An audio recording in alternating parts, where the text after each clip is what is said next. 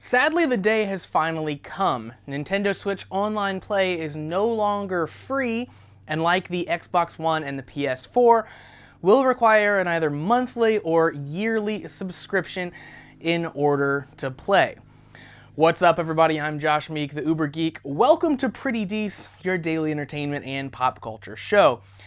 And yes, Nintendo Switch Online Play is going the way of the other consoles now, and is charging you for online multiplayer. We've known since the Switch launch, since before the Switch launch, this was going to be a thing. Just up until now, it hasn't been ready, the service hasn't been completed, and they gave Switch owners kind of a grace period where they weren't charging for online, but we knew it was coming. So we kind of have known the details about this service for a long time. Finally, it launches today. So I just wanted to kind of recap what's going on with the online Switch service, what you get out of it, and some of the quirks that are going to be in play. So first of all, we do know that it will be required for online games. That means every upcoming multiplayer game, for example, Smash Brothers, is going to require this online service to play, but it is going to be a little bit cheaper than what you see on Xbox One or PS4. So it's only $4 a month or $20 for the entire year. So it's a little bit more affordable than the $60 that you might find elsewhere.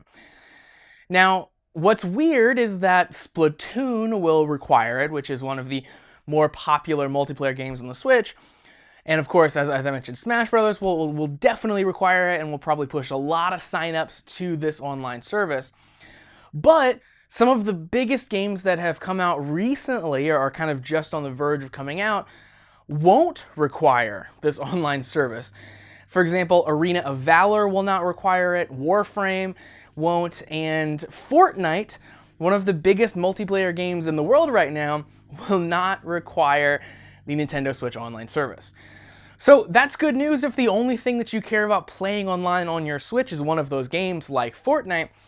It's just a little odd. You know, it's good for the consumer, it's good for people who want to play Fortnite, but it's certainly interesting that right out of the gate, Nintendo is making some exceptions for certain specific games, namely these free-to-play games, that they won't be walled off behind their online service.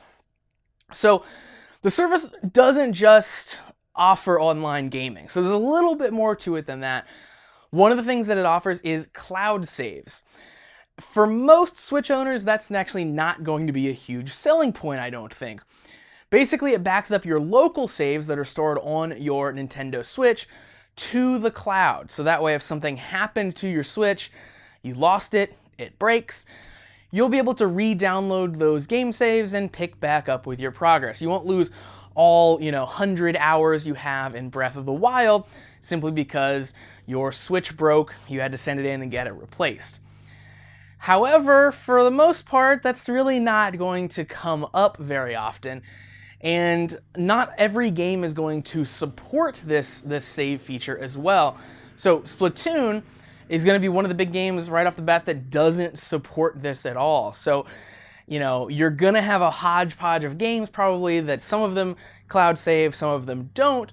So in the case of a horrific accident happening to your Switch, not every single piece of save data is going to come back down.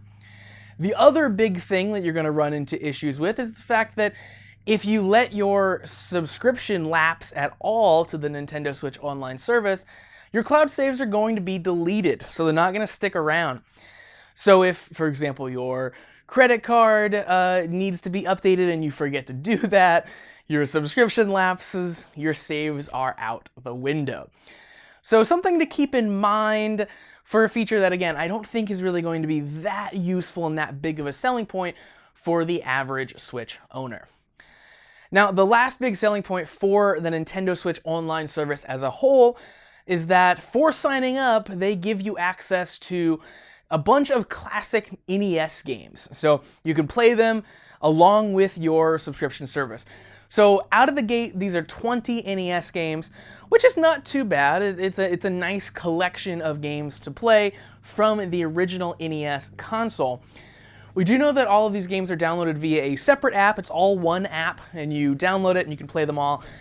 It's basic emulator support, so you have HD resolutions and save states as you would expect from a modern emulator.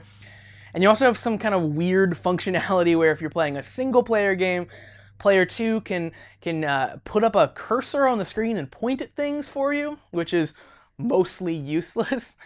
But what we did find out now with the launch happening here is that you don't have to be online to play these games. So you are downloading those games to your system. You can play offline for up to 7 days. Once a week, you have to access the internet to basically revalidate those games. So on your 8th day that you are offline without connecting to the internet, those games will stop working.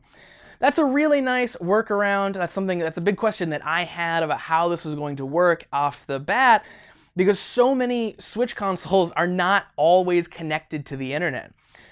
Sure, some people hook it up to their TV and never move it, but for a lot of people, the Switch is a very portable console. It means you're taking it to your friend's house, you're taking it on your commute, you have it on a plane. All of those scenarios, you're probably not connected to Wi-Fi. So it's really awesome that this service means that you can play these NES games even when not online. You can keep playing those. It really adds a lot of value to those games. So connecting once a week is not the biggest deal. So this is happening. This is real. Switch Online multiplayer is no longer completely free and completely just open. You now have to pay to play, essentially. It's less of a big deal now because there just aren't that many multiplayer games on the Switch, but they're getting out here ahead of Smash Brothers, which is going to be the big game that everyone wants to play online, and you'll have to pay up for it. It's pretty hard to be excited about this service launching.